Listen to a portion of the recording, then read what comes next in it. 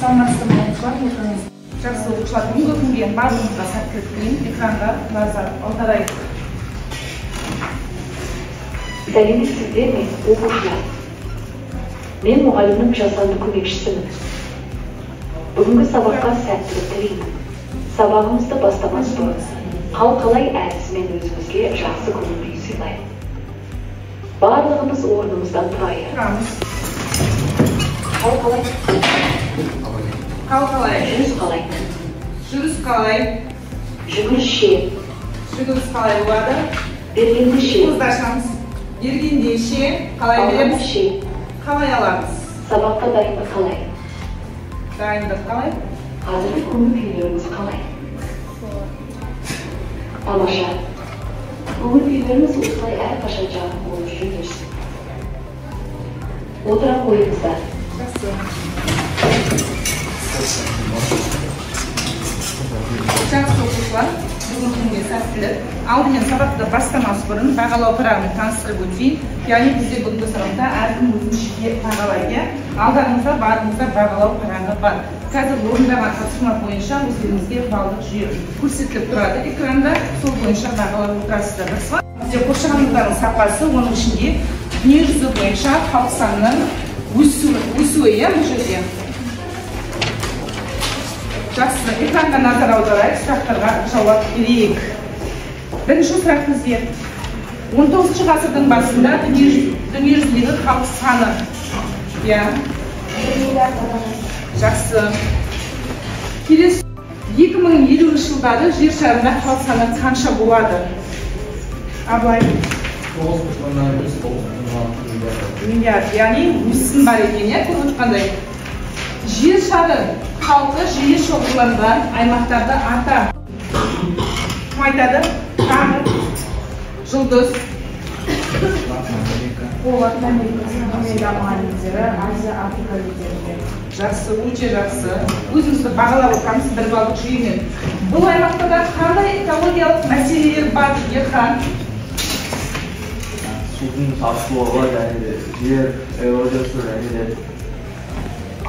ауаның ластауы. Жақсы. Келесі сұрақ. Биоэкологиялық проблемалардың әлеуметтік экономикалық факторлары қандай? Жансен. Халық тұтыну және техникалық прогрессы. Жақсы. Әрі қарай экосфераға әлеуметтік экономикалық үдерістердің әсері үшін 3 негізгі факторға сүйенген. Бұл қандай факторлар? Экосфера. Аяна. Халық және тұтыну және техникалық прогресс. Сол 3 негізгі факторлар. Жақсы. Нигерия мемлекетінде халық санының өсуі неге әкелуі мүмкін? Ахмет. Нигерия мемлекетінде халық санының өсуі ол аштыққа және де табиғаттың ластануына, атмосфераның бұзылуына, тағы да басқа факторларға әкелуі мүмкін. Жақсы.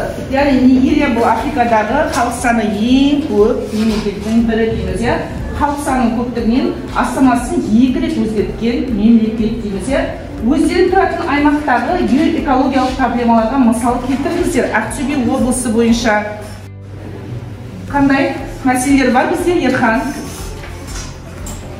Ақтөбе облысы бойынша мәселе, яғни хром зауыты, жердің эрозия ұшырауы және ауаның ластауы. Жақсы, дұрыс айтасың, және жер бедерінің бұзылуы деген мәселе бар дейді. Жақсы. Мына суреттерден қандай ой керек сіздерге? Бізде. Дұрыс айтасың, табиғи орта, адам, суреттен көріп тұрса ғой. Сонда біздің бүгінгі тақырыбымыз қоршаған ортаның сапасы, оның ішінде экология және адам деген тақырып. Жақсы. Бүгінгі күнді жазып тақырыпты жаза қойайық.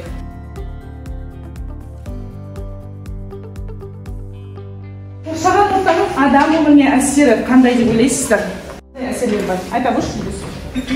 Қоршаған ортаның жалпы адам өміріне әсері өте зор. Ауаның тыныс алуына, сонымен қатар өзінің таза қоршаған ортада өмір сүруі, сонымен қатар табиғи ресурстарды қолдану арқылы адам өзінің өмірін жеңілдете алады. Сонымен қатар ағаштардың отырғызу арқылы таза тыныс алу жолдары жүргізіледі. Жақсы.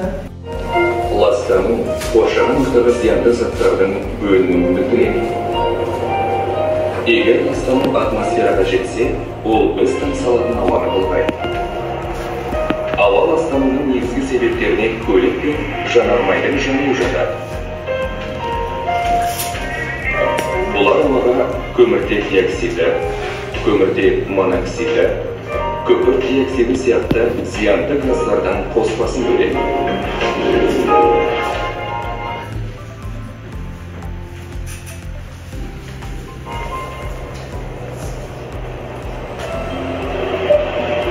Бұл газдар тікелей қоршаған орта мен денсаулығымызға жедел түрде әсер етіп, астма сияқты қауіпті аурулар мен бронхитке әкеледі.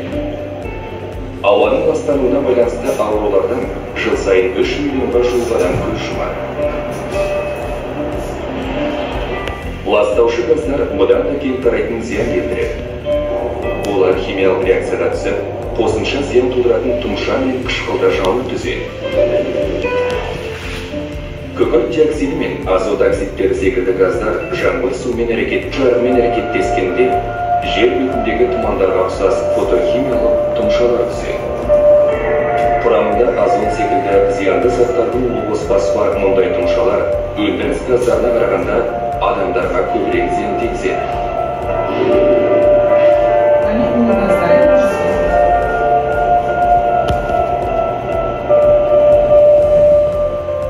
Болашақта халық санының өсуіне және жанармайдың көбірек жағуына байланысты ауа одан да...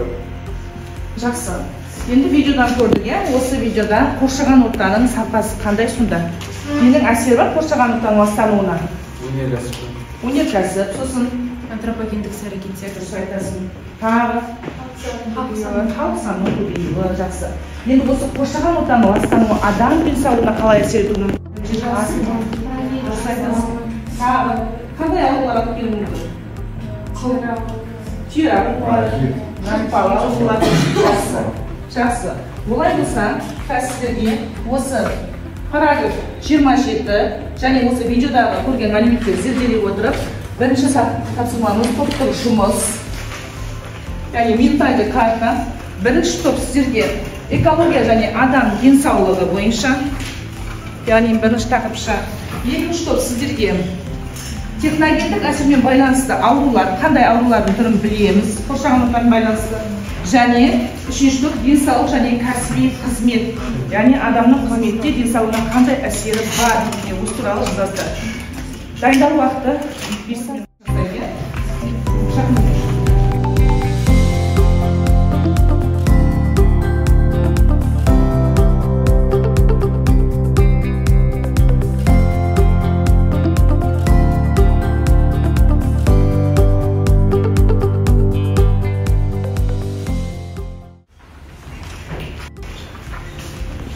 Біздің топқа берілген тақырып ол экология және адам денсаулығы, яғни бұнда қоршаған орта адам денсаулығына тікелей әсер ететін қандай байланыстар бар екен жайында айтып өтетін боламыз.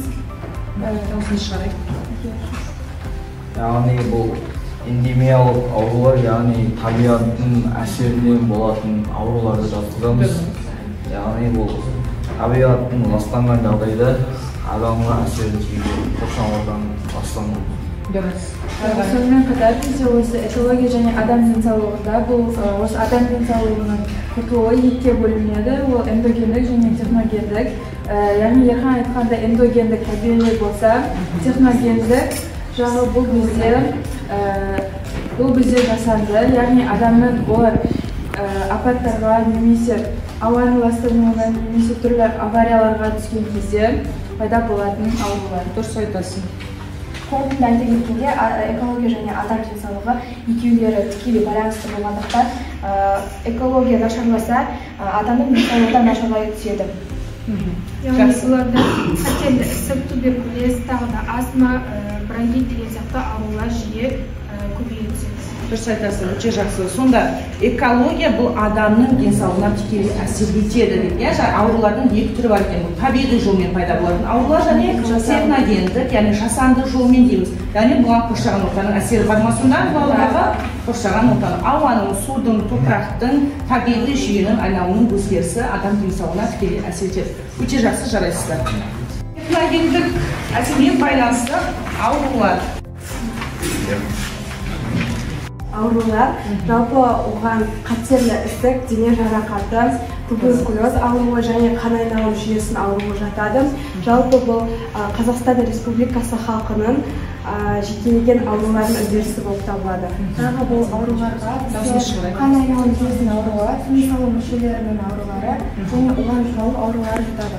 Сонымен қатар бронхит ауруы да жатады. Жалпы аурулар екеуі бөлінеді: эпидемиялық және техногендік. Ал біздің жұмыс жасаған ауруымыз бұл техногендік, яғни антропогендік фактор жолымен келген аурулар. Дұрыс айтасыз. Сонда бұл жерде көбінесе қандай аурулар? Тыныс алу мүшесі және қан айналым жүйке жүйесінің жақсы. Бұларда өсім бар ма, төмендеу бар ма? Өсім бар екен, иә? Бұлар жақсы карбон тағы айтатын болады, жарайсыздар. Денсаулық және кәсіби қызмет. Зиян келтіретін жұмыстарды 300-нан астам адам істейді. Олардың ең көбі Қарағанды облысында тіркелген. Яғни 300 мыңның 40% осы Қарағандыда жұмыс істейді. Жақсы. Келесі. Сонымен қатар біз көбінесе зиян келтіретін жұмыста еңбек ететін адамдардың санын атап өткенде 300 мың. Олар немесе дәлме шулы жерлерде жұмыс жасайды. Олар шахтада немесе зауыттарда жұмыс жасайтын адамдардың қатарында. Темір жолда айтуға болады, дірілге. Яғни шу мен дірілдің жоғары деңгейінде 40%-дан астам адам жұмыс істейді, ал жұмыс аймағының жоғары газдану мен тозаңдануында 35%-ден астам адам жұмыс істейді. Жақсы.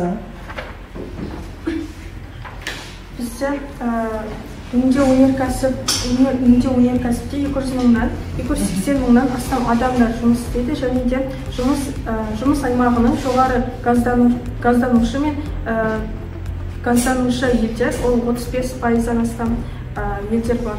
Адамдар жұмыс жасайды, жақсы.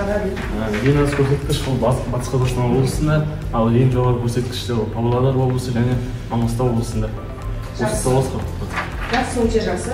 Сонда адамның денсаулығына бұл жерде жұмысы, кәсіби қызметі де әсерін тигізеді. Енді мемлекет тараптан қандай жеңілдіктер көрсетілген осындай зиянды жұмыс аймақта істейтін адамдарға қандай жеңілдіктер бересіздер? Денсаулыққа зиян келтіретін жедел жұмыс жасайтын адамдардың зарплата айлықтары өте жоғары болады. Сонымен қатар оларда мемлекеттен көбінесе жеңілдіктер жасалынады, отбасыларына көмек.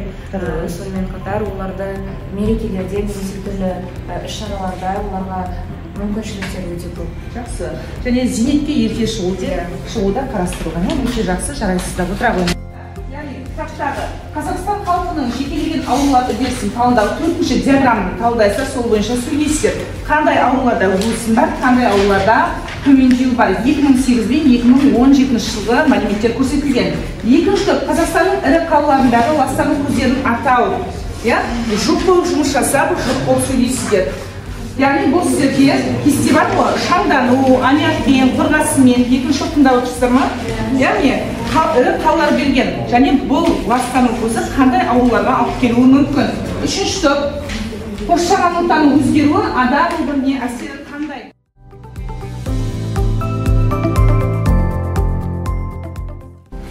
Қазақстан Республикасында ең туындайтын, яғни халық жиі ауыратын аурулардың қатарына тыныс алу мүшелерінің аурулары жатады.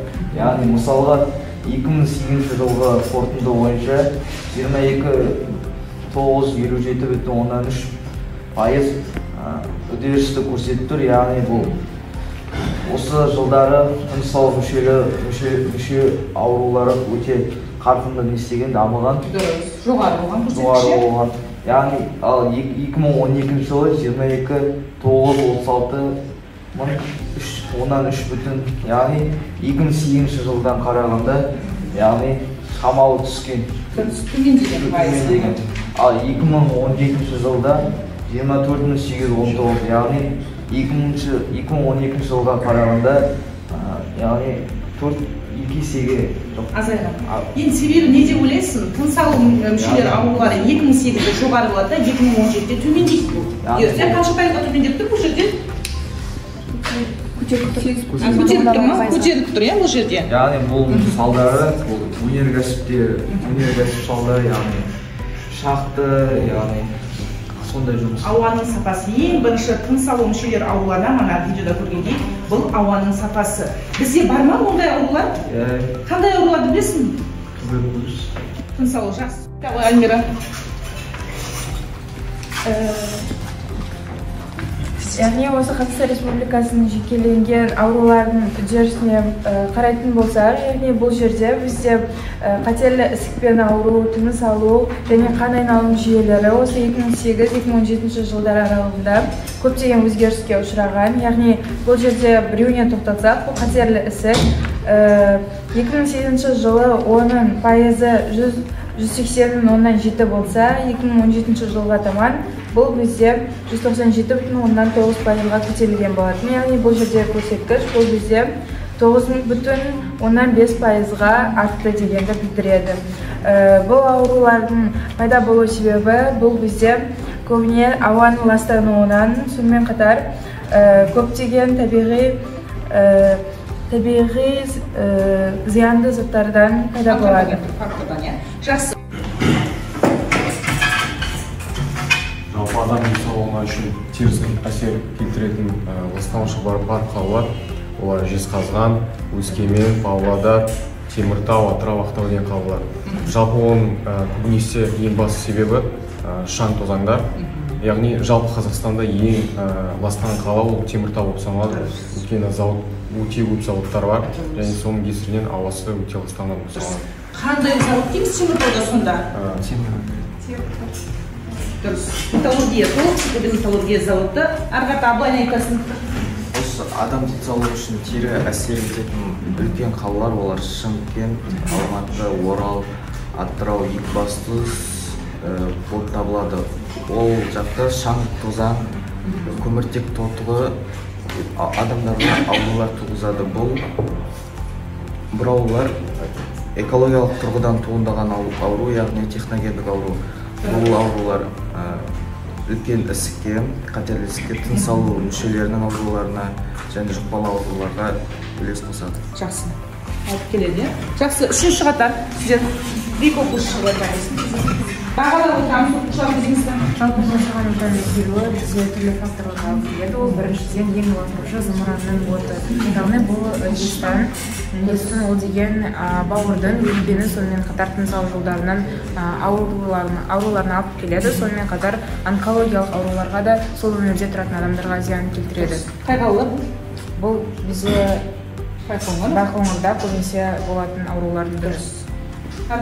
Сонымен қатар зымыранды ұшыру және полигондарда сынақтан өткізу адамның денсаулығына тікелей әсер етіп, көптеген ауруларды тудырады. Яғни балалардың өліміне алып келеді, немесе көптеген ауруларды шығуына алып келеді. Өте жақсы отырабызды. Аразы. Топырақтың жер эрозиясы тұздану және суармалы судың мұздарымен, хлоридтермен, пестицидтермен және де нитраттермен ластану нәтижесінде тамақ ластануы болады. Тамақ өнімдері ластанады. Жақсы. Сонда шөлейттің қай аймақта Қазақстан? Оңтүстік облыс. Оңтүстіктерде дұрыс айтасыз. Бұл Арал теңізінің әсері дейміз. Өте жақсы отырабызды. Келесі тапсырманы бұл жерде дәптерге жазып орындаймыз бізде. Яғни мына карта сұлбамен жұмыс, жеке жұмыс. Бізде келесі бетте карта сұлба берілген, бұл жерде. Яғни Қазақстандағы, мен табамыз бұл жерде, онкологиялық аурулардың жоғары, орта, төмен деңгейі облыстарды анықтайсыздар, және оған техногенездің әсері қандай, және оны азайту жолы бар ма бұл аурулардың үлесін? Қане, 1-2-3 минут уақыт беріледі, сіз ғана орындай қойыңыз.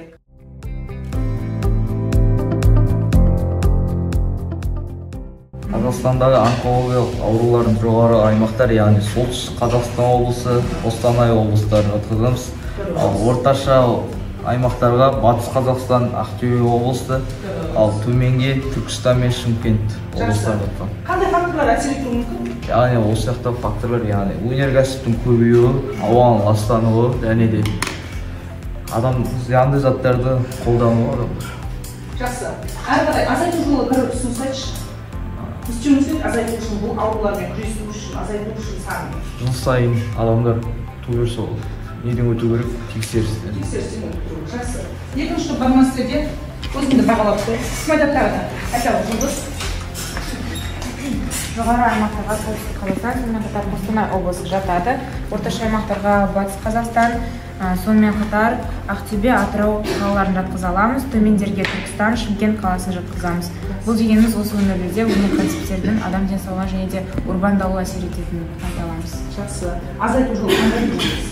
Менің ойымша медицина саласын дамыту керек, сонымен қатар зауыт фабрикаларды азайту немесе де оларға фильтрация жұмыстарын жүргізу. Жақсы. Жасыл жиекті көбейту деген сияқты. Сіздерде айтасың Абылай. Жоғары деңгейге Қарағанды облысы, Солтүстік Қазақстан облысы, Павлодар, орташығы Ақтөбе облысы, Атырау облысы, төмен Түркістан облысы және Маңғыстау облыстары. Жақсы. Өте жақсы. Али, не айтасың? Жоғарғы аймақтарға Павлодар, Солтүстік Қазақстан, Шығыс Қазақстан, ортаншы аймақтарға Ақтөбе, Батыс Қазақстан, Ақтөбе облысы, Атырау облысы, төмен аймақтарға Түркістан мен Шымкент. Жақсы. Жақсы оқушылар, бері қарай қойын. Өте жақсы. Келесі тапсырма бізде Сократив платформасымен жұмыс. Бұл жерде барлығыңыз телефоныңызды шығарып, мына жерде сканерлей қойып, QR-ды сол жерде тапсырмалар шыға бересіздерде.